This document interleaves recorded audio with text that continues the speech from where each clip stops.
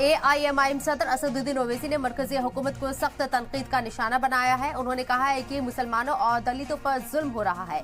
कश्मीर में मुसलमानों पर जुल्म हो रहा है। दहशतगर्दों के खिलाफ लड़ने वालों को मारा जा रहा है। ओवैसी का बिहार और कर्नाटक सरकार पर भी निशाना उन्होंने साधा है। सरकार हिजाब पर ऑर्डर लाने से डर रही है। कर्नाटक सरकार से अपील है कि हिजाब पर ऑर्डर वापस लेकर आए ताकि तालिबात हिजाब पहनकर पढ़ना चाहती हैं। वहीं उन्होंने ये भी कहा है कि बिहार में अक़लियतों की हिफाजत में सरकार नाकाम है। During election time and campaigning time, they had made various promises that the reservation to Muslims which BJP had taken out will be restored. Hijab ban will be lifted. Even in 7 months, you have not lifted hijab ban. A simple order has to be issued that you can wear whatever dress you want and come and study in higher education courses. What is stopping this government from issuing that order? You are the executive, you are the policy makers, you have the right to take a policy decision. And why is it that all these organizations who supported the Congress party in election campaign, and what about those Muslims who voted for the Congress party? Bihar में law and order नाम की कोई चीज बाकी नहीं रही अभी। और ये मैं नहीं, आप एनसीआरबी का 2022 का डेटा देखेंगे तो उत्तर प्रदेश के बाद सबसे ज्यादा मर्डर अगर कहीं पर हुए तो बिहार में हुए हैं।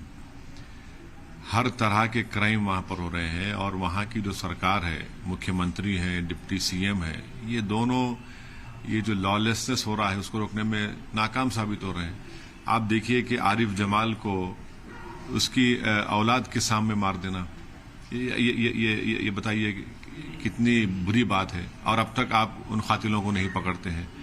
नवंबर में समस्तीपुर में एक ही घर है भगीरथपुर गांव में मुसलमान का, उसको डराकर घर को जलाकर उसको भगा दिए। पुलिस एफआईआर रजिस्टर करने में नाकाम हुई।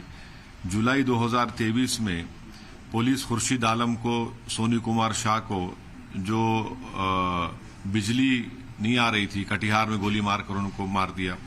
जून 2023 में मोहम्मद जहीरुद्दीन, एक 55 साल ट्रक ड्राइवर था, उसको सारण में मॉब लिंच कर दिया गया पुलिस की मौजूदगी में।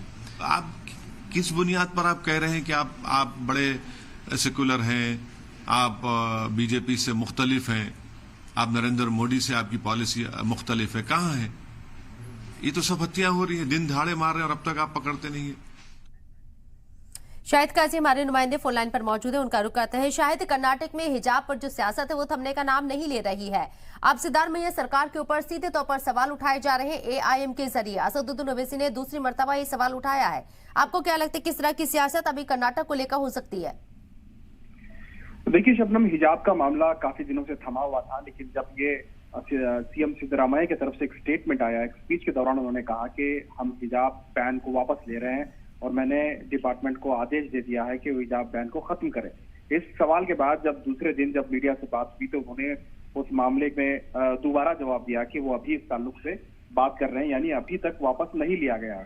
इसके बाद लगातार इसकी सियासत तेज हो चुकी है। एक तरफ बीजेपी की तरफ से बीजेपी जो अपोजिशन लीडर्स हैं उनके तरफ से जो है हमलावर हैं कि लगातार, क्योंकि बीजेपी का कहना है कि हिजाब की पॉलिटिक्स की जा रही है, और वहीं दूसरी जानिब जो माइनॉरिटीज हैं, जो मुसलमान हैं, उनके तरफ से भी नाराजगी का इजहार किया जा रहा है कि सिर्फ 7 महीने होने के बावजूद भी सिर्फ बोला जा रहा है, अभी तक हिजाब बैन की जो ऑर्डर है उसे कैंसिल नहीं किया गया है। तो दोनों ही तरफ से जो है ये मामला काफी जोर पकड़ चुका है, क्योंकि 2024 के चुनाव भी बिल्कुल करीब है। ऐसे में इस तरह के मामले को दोबारा जो है कहीं ना कहीं सुर्खियों में आते हुए देखा जा रहा है।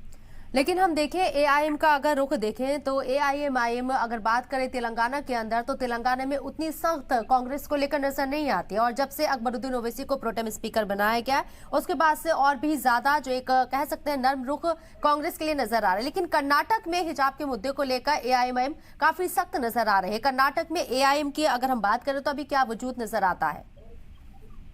देखिए कर्नाटक की जहां बात है, एआईएमआईएम का कोई यहाँ